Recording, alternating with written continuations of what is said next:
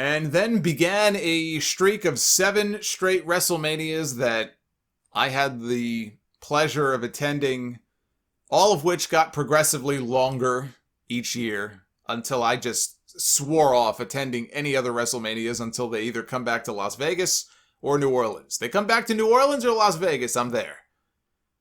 Because those are fun cities to hang out in. Otherwise, I just can't do it. But WrestleMania 28 in Miami, that was on April 1st, 2012. Once in a lifetime. Until, of course, it happened again the following year. Then it became twice in a lifetime. Rock and Cena. It did do WWE's biggest buy rate of all time. 1.2 million pay-per-view buys. Sheamus, in the opening match, beat Daniel Bryan in 18 seconds to win the World Heavyweight title, which Sheamus knew. He knew it was going to turn the fans against him, which it did. Oh, let me tell you something. In the building in Miami the next night on Raw, those people, they hated him. They hated Sheamus. But what it did was it kicked off the Yes movement. It was electric in that building the next night. And Daniel Bryan wasn't even on the show the next night. He was in the post-show dark match. And it was the first time I had ever seen, and it was so cool being in the crowd for it. It was the first time that you had the entire building of people doing the yes thing, putting their fingers in the air, going up and down. Now it's commonplace. It happens every week. It's part of his shtick. It's been happening for years. That was the first time I saw that. That was the first time I was able to be a part of it on Raw that next night. It was an amazing thing. So, as ridiculous as it was for him to drop the belt in 18 seconds, what it led to is something that I don't believe the company was banking on, but boy, did they get lucky.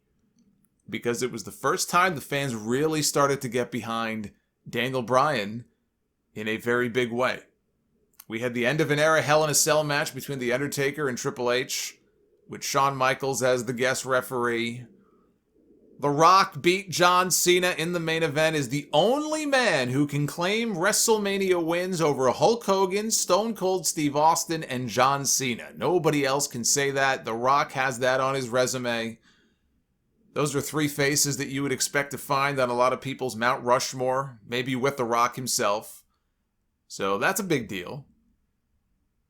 The next night on Raw is when Brock Lesnar made his return to the company for the first time in 8 years. 6 years ago, on March 29, 2015, WrestleMania 31, Sting has arrived. It is the match we never thought we would see. Sting wrestled his one and only WrestleMania match, and he lost to Triple H. Even Scott Hall and Hulk Hogan in the back, because remember they had the interference from DX, they had the interference from the NWO. Scott Hall and Hulk Hogan were there, they were in the back, and when Triple H gathered all the troops and he was laying out the match and how it's going to go, and he mentioned the fact that Triple H was going to win. Scott Hall said that he just looked over at Hogan, and Hogan looked at him like they couldn't believe it. They turned and looked at each other like, what the fuck? Now, Triple H has said that he won the match because they had plans in place for a match with him and The Rock in Dallas at WrestleMania the following year, which they did. And in fact, Triple H came back out again later in the show with Stephanie for a segment involving The Rock and Ronda Rousey. So he felt that Triple H had to win, especially if he was going to come back out later in the show and gloat and do some kind of segment with The Rock. But it doesn't change the fact that it was a ridiculous decision. I mean, first of all, why Triple H? How many people were clamoring, of all the potential dream matches for Sting, was Triple H really at the top of anyone's list? Like, I could see someone saying, yeah, you know what, I would have liked to have seen Triple H and Sting. Yes, but was that your number 1 match? If you made a top 3 WWE opponents that you wanted to see Sting in the ring with, would Triple H really be at the top of your list? Because if ever there was a year to do the match with The Undertaker, I mean, I guess they could have in 2011, Sting said no, but it would have been WrestleMania 31. For all of the different opportunities, you could say, oh, they could have done it here, they could have done it there. WrestleMania 31 would have been the time to do it. And the thing about that is Sting probably would have lost that match too. So it's just a matter of, who do you want to see him in the ring with? I didn't really care to see him in the ring with Triple H. The fact that Triple H won was just even more ridiculous. But if he were in there with The Undertaker, I could almost excuse the loss because at least you're giving people the match that they wanted to see. I was always partial to doing a double retirement match. That's what I was always partial to, and it's the idea that I had pitched. You want to really put something on the line. You want to make this match really something special. Undertaker at that point, he was already, long in the tooth. I mean, he went a few more years, but you could have done a match where Undertaker puts his career on the line, Sting puts his career on the line. Going into that match, this is it. This is going to be the last match for two of the biggest names in wrestling in the last 25 years. One man has to win, one man has to lose. Someone's retiring a winner, someone's retiring a loser. A double retirement match. You want a real hook for WrestleMania? There you go. But Undertaker wasn't ready to hang it up anyway. Doesn't mean you still couldn't have done the match, but I guess Sting would have lost that too. So what do? Do you put Sting in the ring with Dolph Ziggler just to give him a win? I mean, what do you do in that situation? Who else would have made sense to put him in the ring with? And very late in the show, in fact, it was during that segment I mentioned with Rock and Triple H and Ronda Rousey and Stephanie, while that segment was going on in the ring, the decision was made behind the scenes to change the finish of the main event, which originally was going to be a Roman Reigns title win over Brock Lesnar. And instead, they kind of, they went and got Seth Rollins, who had already lost to Randy Orton earlier in the night, that great elevated RKO spot. One of the best RKOs he's ever done. They went and found Rollins, and they got Rollins in a room with Reigns, Lesnar, and Heyman, and I'm sure Vince McMahon and Michael Hayes, to go over what the new finish was going to be, which was going to be a Money in the Bank cash-in and title win for Seth Rollins. First ever Money in the Bank cash-in at a WrestleMania. Reportedly, this did not go over too well with Roman's father, Sika, because Roman's family was there that night. They probably, either they were told by Roman or they just assumed that he was going to win the title. And when that didn't happen, there were a lot of reports that some of the Samoan family members, Sika in particular, not very happy, very vocal about how unhappy they were at how things went. But hey, plans change. Shit happens. It was the right call to make. It is one of the greatest finishes to a WrestleMania of all time. It really was a great little swerve there and a great moment. The Rollins cash-in. And I would say it's got to be the first or second best Money in the Bank cash-in they've ever done. I struggle with it because I was in the building when Dolph Ziggler cashed in on Raw the night after WrestleMania 29. The building in New Jersey was literally shaking. People were so ready to see him cash in and win. It was a very pro-Ziggler crowd. A lot of people were pissed they didn't get it at WrestleMania the day before. So when he won, it was this explosion. It was such a cool moment. But the Rollins moment is just a far bigger moment because it was the WrestleMania main event. So in terms of the bigger cash-in, it doesn't really get any bigger than the Rollins one. But those are the two best ones. I mean, those are my two favorites, bar none. 5 years ago, this week, WrestleMania 32, the largest attendance in WrestleMania history. They claimed 101,000 for the show, which Vince McMahon, on an investor's call when he was questioned about it, said that number included everybody, from ticket takers to ushers to WWE backstage staff, not just the fans. They lumped every human being in the building that night. And they came to that 101,000 number, which I'm sure is still a little bit embellished. But it was still a big crowd. It was something. Being in the stadium that night, looking around. It's just, when you're in those big stadiums like that, or those big domes, and there's that many people, packed in, which, I mean, given what we're all going through now, and the fact that there are no fans at any of these weekly shows, it's It's amazing to think back to being in the building with that many people at one time. But it really is just, it's overwhelming when you look out at that friggin' crowd. And I mean, anybody who's been to a college football game would probably say the same thing. They routinely get 100,000 plus people into those stadiums for those games. It really is an experience. It really is. But I'm sure they're going to try to top that number next year, if they can, if they're allowed to, when they return to Dallas for WrestleMania 38.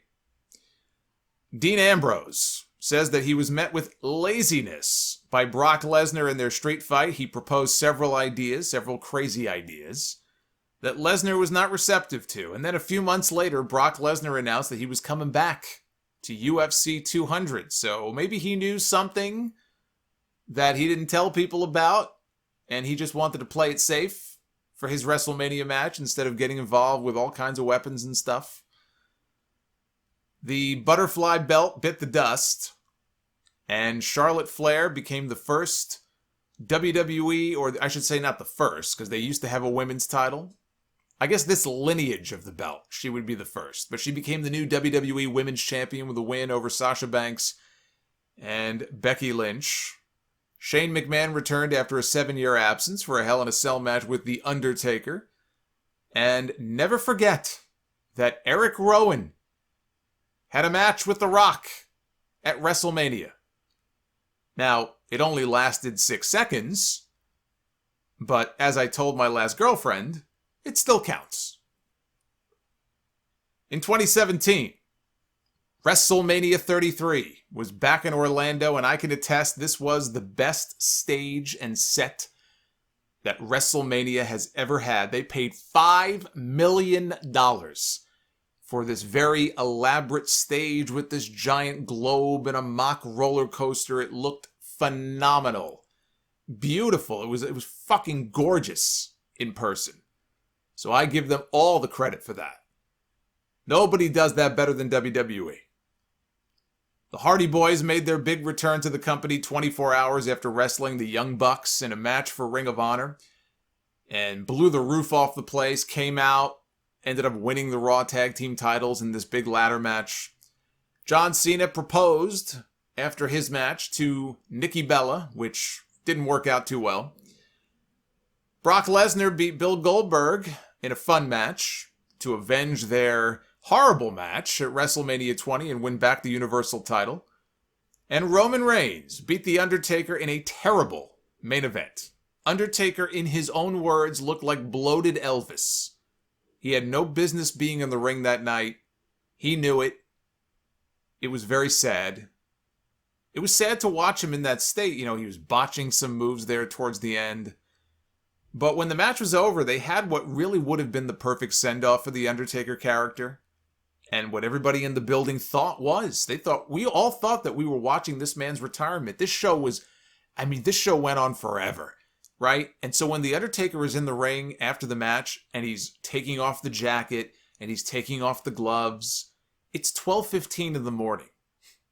And everybody is watching this. There are people in the crowd, grown men in tears, because they think they're watching the end of The Undertaker. It's this very emotional thing for them, apparently.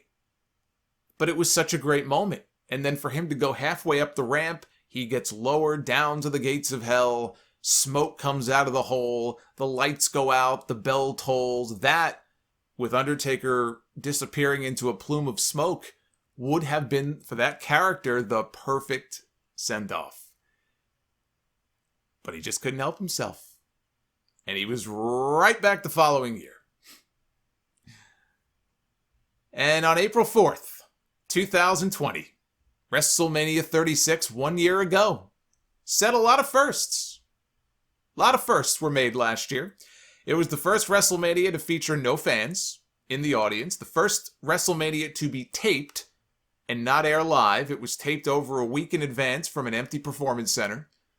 Now, there may have been matches that were taped and inserted into the show. I mentioned the Hollywood Backlot Brawl, some of that cinematic stuff. WrestleMania itself is always a live event. And that was not the case last year. Over a week in advance it was taped.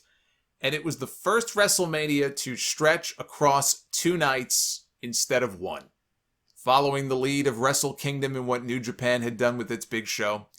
At one point, The Fiend, Bray Wyatt, was to have defended the Universal title against Roman Reigns until Bill Goldberg fucked it all up and handed The Fiend his first loss in Saudi Arabia and took the championship. That was to set up a match with Goldberg and Roman Reigns until Roman Reigns pulled out due to COVID concerns, as he is a leukemia survivor. And we ended up with Braun Strowman beating Goldberg to win the belt. Edge wrestled his first singles match in 9 years against Randy Orton. Last man standing, a match that might have played better in front of an audience, but it just went far too long. It bored me to tears. Drew McIntyre won the WWE title from Brock Lesnar. I don't even know that both title matches on this show combined went longer than 5 or 6 minutes, which has to be a first. And we had 2 cinematic matches. A Boneyard match between The Undertaker and AJ Styles, which was the match of the WrestleMania weekend. It was the best, most enjoyable match, I thought. Most creative, unique match, certainly. Most enjoyable of WrestleMania weekend. And we had a Firefly Funhouse match between John Cena and Bray Wyatt, which was not. Although it was unique in its own way. I liked elements of it, other aspects of it not so much. I don't know if we're going to get another one this year. Apparently not. I guess there's only 1 week left until WrestleMania. They haven't announced a stipulation yet for The Fiend and Randy Orton. There's still time. But that was 1 year ago. And even though we're still in the middle of this pandemic mess, we are going to have fans at WrestleMania. We're not going to have fans back at the live weekly shows. After WrestleMania, it's going to be right back to the Thunderdome. But at WrestleMania, we're actually going to have flesh and blood people. 25,000 plus people in the crowd on both nights of WrestleMania, spread out all across Raymond James Stadium in Tampa. It will be nice to have fans in the stadium. It did not feel like WrestleMania. You can't have WrestleMania in an empty warehouse and expect it to feel like WrestleMania. And they were up against the wall. They had to just manage. They had to adapt. It wasn't their fault. But it wasn't WrestleMania. And so this year it'll be nice to have a show outdoors with people, even if it's fewer people. It will at least feel like a WrestleMania. And I look forward to that. And that is this week. This very busy week, I should just say in WrestleMania history, is really what it was. Over 20 WrestleManias this week in history. Oh my goodness. I am ready to just crawl into bed now and sleep for 15 hours. But you know what? It was a lot of fun going down memory lane. I hope you enjoyed it. There are a bunch of other WrestleManias as well that are coming up this upcoming week in history, and then we can finally close the book on WrestleMania. And so we'll get into those events next week. But I do hope you enjoyed this trip down memory lane, and maybe you heard some stories and learned a few things that you didn't know about before.